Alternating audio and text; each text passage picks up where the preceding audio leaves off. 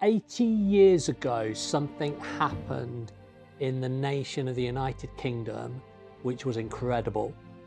And it's a story that has so impacted us as a country that it's influenced our character, our DNA, our spirit.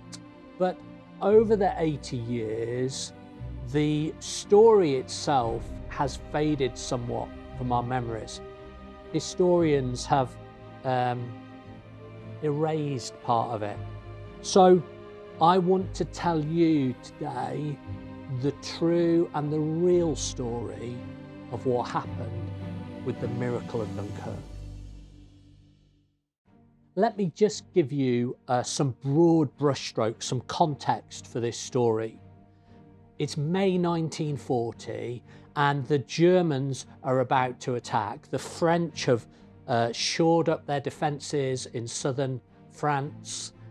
Churchill has sent over the British Expeditionary Force, which is about 375,000 soldiers to support the effort in the north. But the Germans surprise everybody and they attack partly through the Ardennes forest and partly through the north. And so we're in the situation where the Germans have not only come right through Holland, but they've also come right through France. German High Command actually says the British army is surrounded and our troops are advancing to its annihilation. One of the greatest disasters in history seemed in the making. An entire British army faced annihilation.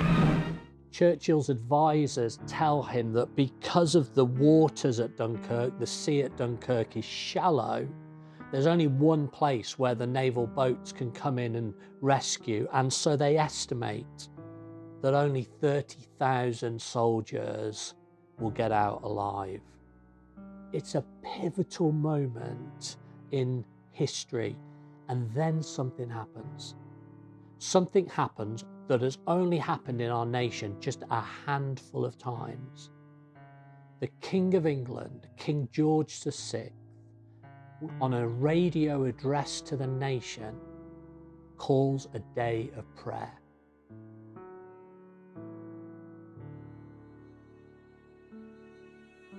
What happened next was miraculous. Hitler makes one of the biggest strategic military errors in history. He decides to stop the advance on Dunkirk, overrules the protestations of the generals, and sends the bulk of the army down to southern Europe.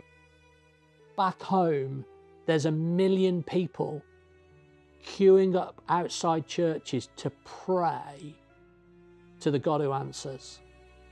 There's millions of people at home calling out for their loved ones, pleading with God to rescue them. All the more, it is well for us to show the world that we still believe in divine guidance, in the laws of Christianity. May we find inspiration and faith from this solemn day. Then more miracles happen. The Germans are going to launch their air force from Flanders, but a freak storm appears which grounds most of that air force. Only a few of the planes are able to take off. Now I know storms happen, that's just life, right? But what's amazing is, while that storm is happening, just 100 kilometers away, the weather is completely different. The sea at Dunkirk, some generals describe it as being like glass.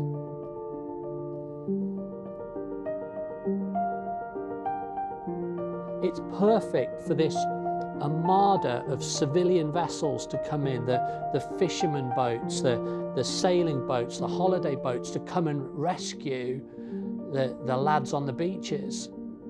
British ships, cruisers, destroyers, yachts, paddle boats, anything that could float, crossed the channel. And not only is the sea just like glass, but there's also cover of fog. So even for a lot of the Air Force, they found it difficult to navigate, to actually attack these ships. And if that's not enough, if Hitler's decision or the weather conditions are not enough, there's actually accounts of this incredible immunity that some of the soldiers had. One group of 400 soldiers had this consistent attack coming in from what was left of the German Air Force to attack.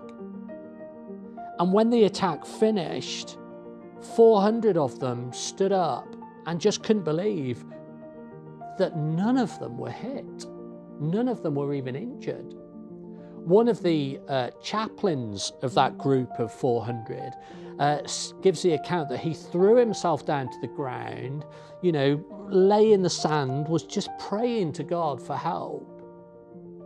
And when it went to silence, he got up and checked himself just to see where he'd been hit. But he hadn't.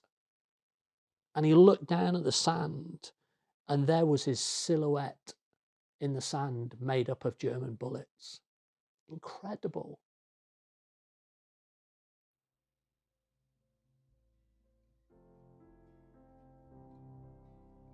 So as we remember this story, this miracle of Dunkirk, let's remember the real story. Let's remember the true story, what really happened.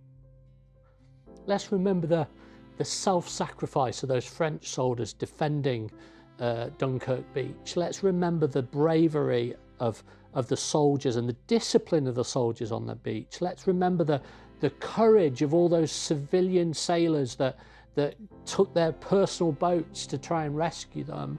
But most of all, let us not forget that when this nation humbled itself, when this nation got on its knees and called to the Lord Most High, that he was good, that he answered, he listened, and he answered our prayers.